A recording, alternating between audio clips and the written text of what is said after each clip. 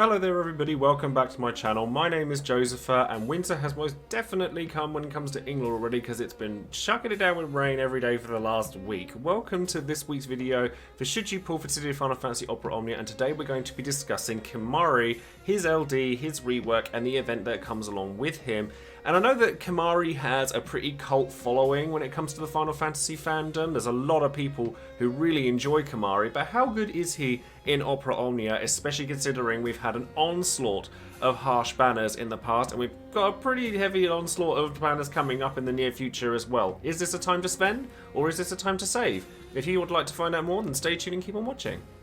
As always, don't forget to check out all of the social media links in the description box below, including Twitter, Twitch, Discord, and Patreon. Twitch this week, I've actually been experimenting with a bit of Genshin Impact because I know it's been a really big deal out in the world. It's not a bad game. I'm kind of enjoying it. Let me know if you'd like to see more to do with that game on this particular channel, and I'll obviously be streaming Kimahri's event as and when it goes live. I've also been doing loads of Chaos co-ops with people with the Renoa raid, and it's been really good fun, so definitely check that out in the description box if you'd like to come and join in. And then on Patreon, I always shout out one of my patrons at random so that I can give thanks to each and every person that comes to support the channel further. And today that person is going to be Nomad96, who, as you can see by the title card below, is a big fan of Noctis, who, as we've also seen in the past, is not a big fan of me. So glad that Noctis has his fans out there. And as you'll see with the video as it progresses, it's actually a nice new feature that's come to Patreon, and I will discuss that more a little bit later on in the video. But if that's all stuff that interests you, then definitely click on that link in the description box below as well. Don't forget to check out all the websites involved with Opera Omnia that are also in the description box below, and of course, as you can see down here, there are plenty of other content creators out there besides myself, so definitely go check them out too. So first things first, let's take a look at Kimahri himself, who is going to be accompanied by Yuna and Noel, as well as Ardyn's Burst re-featured on this banner. But Kimahri is the only character that's going to be getting anything new here. A lot of people haven't really used Kimahri because when he came out the first time around with just his EX Plus, he was kind of lackluster. He didn't like. He was one of those characters that kind of does a little bit of everything, but doesn't really excel at anything. And that's still true even now with his LD and his EX Plus available to him. What Kimahri is all about is defensive buffs, basically. So his Lance set gives a Ronso's trait which raises your party's defense and also raises his Max Brave and attack. And then Mighty Guard, as long as you've got Ronso's trait active, both of his attacks have a follow-up attack as well. But then the Mighty Guard also gives HP damage reduction, and then the follow-up attack, being Bad Breath, lowers enemies' max bravery and attack. Now, he got a pretty heavy overhaul on his skills here, where Lancet and Thrust Kick, Mighty Guard and Bad Breath have all had significant hit count increases across the board, so that he's actually able to kind of keep up with the damage output of a lot of characters, with Lancet and Thrust Kick actually being a 4-hit Brave HP attack delivered twice, which is actually pretty heavy hitting at this point in time. And he's going to get more Brave Overflow on his Mighty Guard and Bad Breath as well, being a 4-hit Brave attack instead of a 2-hit one. So he's got a lot more hits to his kit than he had before, and obviously he still has access to those defensive auras, the HP damage reduction, and then still able to deal a lot of damage. His EX, and the main thing that Kimahri had going for him that separated him from other characters, is the debuff that he inflicts with his EX, which is Total Darkness. So Nova is a 100% AoE HP damage attack, which is nice, but it doesn't hit more than once. It is just a single, like a single bravery dump, if you will, HP attack.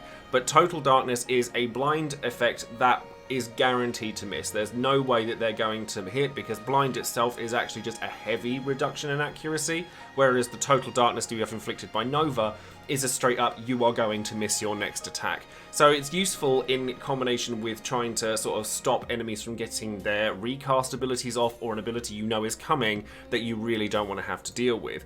With his EX plus, so he's not his HP plus, he starts with his EX gauge maxed out, which is actually quite nice because of the fact that there are a lot of bosses out there that start with their recast attack, so having it available to you where they're just going to miss straight away and you be able to get that recast gauge going as quickly as possible is nice. And then ultimately it's a 5-hit AoE Brave HP attack. Even if it is 100% AoE HP, it could be better. In terms of damage output, it could still be better. His LD, however, gives him a new, like a brand new ability called White Wind. So if you are fond of blue mages or anything like that, you'll notice that all of Kimahri's abilities are blue mage abilities because that's what he is. White Wind restores party HP, gives you a 6-hit Brave HP attack, extends his buffs up for a turn, so it means that it doesn't sort of like impede any of his other abilities, which is always nice on an LD ability. And then also grants a brand new buff called Gagazet's Wind, which is actually very strong. It gives party HP and brave regen, raises initial bravery, raises attack, and it does more so as long as the characters have above 80% of their HP. It does actually put in a lot of work, like having all of that kind of consolidated into one buff while he's already got HP damage reduction and attack like lowering abilities from bad breath. It means that you're getting really tanky. However, there are a lot of tanks that we've had recently that do similar kinds of things in better ways that make them stand out more. So characters like Barsh or Nine, and then if you're planning on looking at Warrior of Light or Gladiolus, there's a lot of characters that do similar kind of things. So Kimahri kind of has tank elements to his kit, but he's not actually a tank. He's just a defensive buffer. And then White Wind with Power Stones also gives him a really nice HP plus, because he did need one because his original jump attack was terrible. It raises party bravery, so it's a battery attack, and then does a 2-hit brave HP attack. It's not AoE or anything, but it's definitely solid. And then the only issue I have with White Wind here, apart from the fact that he does actually have 4 uses of this skill, which is very nice, is that with these big buffs that we've had, and I'll use Barsh as an example here, his Indomitable Palisade gives him 10 turns of his buff. And we've had characters that have 10 turns of their buff, 12 turns of their buff, 16 turns of their buff for a while. But White Wind's buff only actually lasts for 8 turns, even after you've put all the Power Stones in. And while it's a very strong buff, and it does give a lot to your party all at once, it doesn't last as long as some characters do, and Kimahri doesn't have any way of extending his longevity, which I feel that a tank would like to have, because he doesn't restore skill uses, he doesn't sort of have free skill uses or anything. But what he does have is he has that really nice Total Darkness debuff, which is going to be really handy and does separate him from other characters, and he does actually have a fairly high damage output now. So while he's not game-breaking or absolutely like completely era defining or anything, he's definitely not as bad as he once was. Is he going to break the game? No. Are Kimahri fans going to be pleased with what I've done with him? Probably, yeah. A quick note on Kimahri's artifacts. Attack is an obvious choice for anyone at this point in time that doesn't deal damage, which are very few characters indeed. And Kimahri's C50 is actually a party-wide Max Brave and Defense buff, which is actually kind of handy to have. So if you're going to go for Kimahri, do try and at least get 3 copies of the Ronsos Tribe Guardian boost. So when it comes to the Lost Chapter Chaos itself, basically, debuffs are the name of the game when it comes to this particular one. Yuna is a featured character here and is meant to be featured here in order to use Izuna so that you can re-clear your debuffs, things like that. And then obviously Kimahri is going to use his Nova in order to make it so that the enemies can't hit with certain attacks.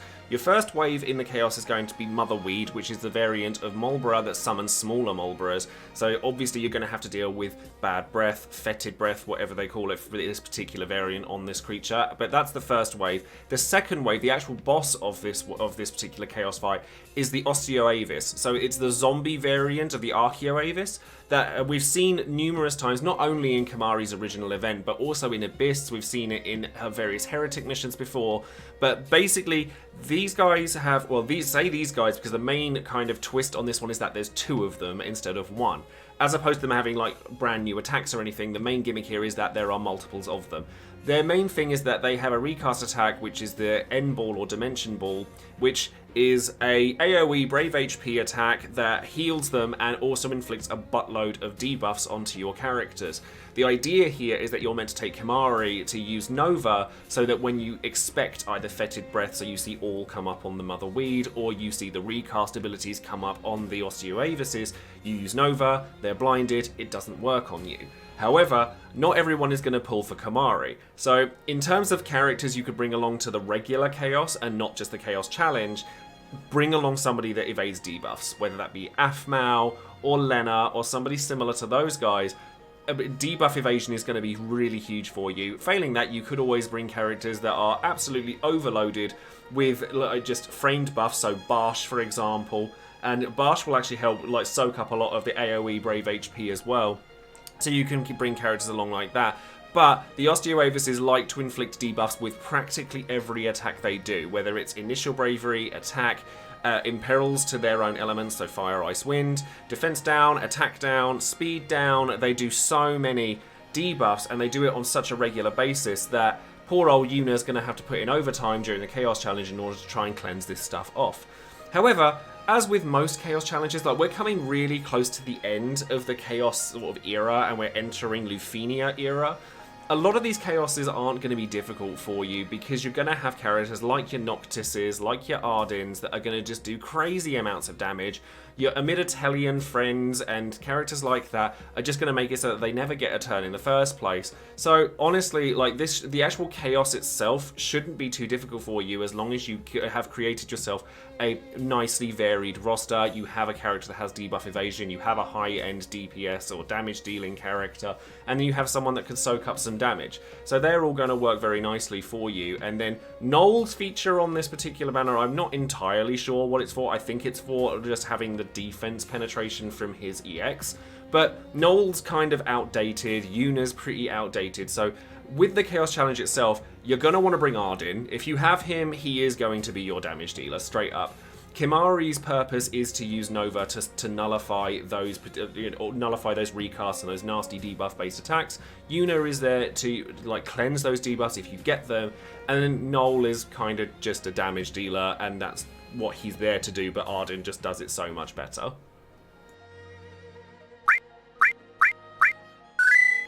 So now we come to the big question of the video: should you pull on Kimahri's Lost Chapter banner?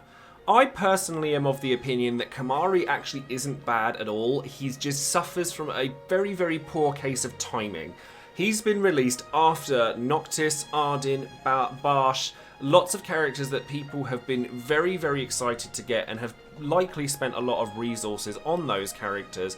And in the case of Barsh and even Nine, and Gabranth even before them, they are defensive-based options by having damage reduction in some way, or healing, or tanking in various options that kind of just push Kimahri to the wayside a bit, because Kimahri is very much a jack of all defensive trades, but he doesn't really master any one of them. However, if you don't have Barsh or Gabranth or Nine, and you're not looking at going in for Warrior of Light or Gladio, and you're a big fan of Kimahri, he is going to do the job for you. He's got the healing, he's got the HP damage reduction, he's certainly a much better position than he was when he first came out.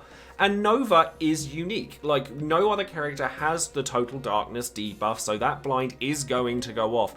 But the cast rate for the EX is a little bit on the slow side, and the damage output for it isn't fantastic. I mean, you'll probably hit 99999 100% AoE, which isn't terrible, but when you've seen damage output like we have had from certain other characters we've had recently, then Kimahri does look a little bit lacking comparatively. But then if you wanted to recover resources from those banners, so you've pulled for Ardyn, you've pulled for Noctis, you've pulled for Barsh, you've pulled for some of these other characters, Renoa, then enjoy the fact that there is a good chance that you can expect breathing room for future banners. There are going to be other characters that we want. Edward is coming out next week, and that's a character that I personally am quite excited for, and therefore, because I've had such a bad time with Ardyn and Noctis, I'm not going to go and pull on Kimahri, and I'll just be happy with the defensive options I have. And I actually only have Barsh, so I don't have Nine or anything like that, and I think that I'm perfectly fine without Kimahri. Obviously, there's a free pull there, and if I get Kimahri's stuff for free, then I'm certainly not going to sniff at it, and I will use him. But there's not an awful lot of reasons outside of being a huge Kimahri fan to pull on this banner. The banner mates are terrible, quite frankly. Noel hasn't done anything for quite a while, and Yuna, bless her, she's a great auto farmer, but we've got a lot of great auto farmers now, and most of them are actually quicker than she is, so unfortunately, taking her into actual content, she is extremely outdated as well. So I personally wouldn't pull on this banner, but there are going to be other people that will feel differently.